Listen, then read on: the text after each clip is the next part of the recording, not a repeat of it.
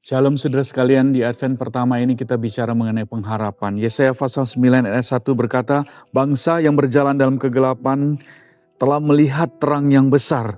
Mereka yang diam di negeri kekelaman, atasnya terang telah bersinar.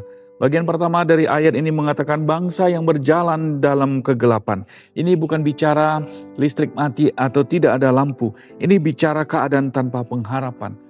Di dalam Alkitab, kegelapan bukan sekadar suasana gelap atau minim cahaya, tetapi itu adalah gambaran kondisi manusia yang terpisah dari Allah.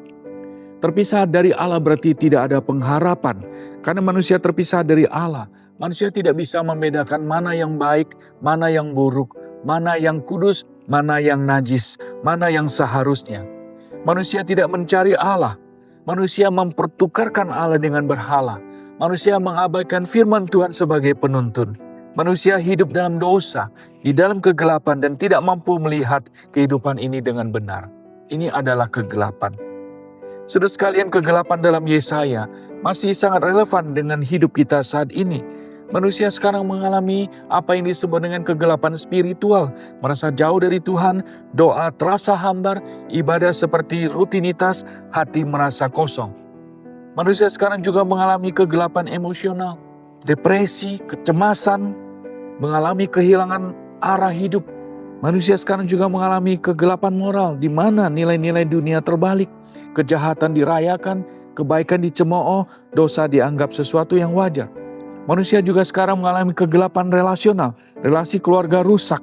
Orang-orang datang di gereja, tetapi sebenarnya mereka di rumah, mereka tidak bicara. Anak-anak tidak mau pulang ke rumah karena merasa rumah itu sebagai tempat konflik. Sudah kita melihat kegelapan ada di dalam keluarga, ada di gereja, ada di dalam masyarakat. Lalu apa jalan keluar dari kegelapan ini? Jawabannya ada di dalam kalimat berikutnya. Yesaya mengatakan bangsa yang tadinya berjalan di dalam kegelapan sekarang telah melihat terang yang besar. Saudara sekalian, Advent selalu dimulai dengan lilin pertama, lilin pengharapan. Sekarang pengharapan itu telah datang. Jadi apapun bentuk kegelapan yang engkau alami, sekarang engkau memiliki pengharapan itu di dalam Yesus Kristus yang mengasihi saudara. Pengharapan itu bukan sekedar rasa optimis. Banyak orang berkata semoga esok lebih baik, semoga cepat sembuh, semoga dapat untung, semoga lulus, semoga semuanya berjalan dengan baik. Kata-kata ini baik kedengarannya, tetapi apa dasarnya? Apa yang menjamin bahwa besok itu akan lebih baik? Jika hidup kita hanya bergantung kepada keadaan, maka hidup ini memang gelap.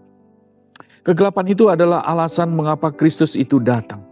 Kristus datang kepada engkau yang sedang kebingungan, kepada engkau yang sedang merasa kehilangan arah, kepada engkau yang sedang sakit, kepada engkau yang sedang mengharapkan esok lebih baik.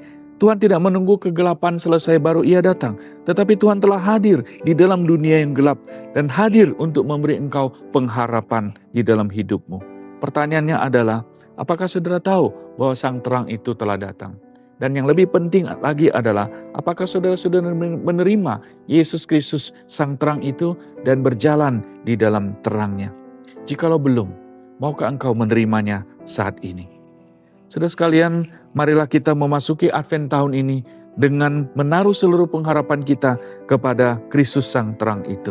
Kiranya doa Paulus menjadi doa kita, semoga Allah sumber pengharapan memenuhi kamu dengan segala sukacita dan damai sejahtera dalam iman kamu, supaya oleh kekuatan Roh Kudus kamu berlimpah-limpah dalam pengharapan. Amin.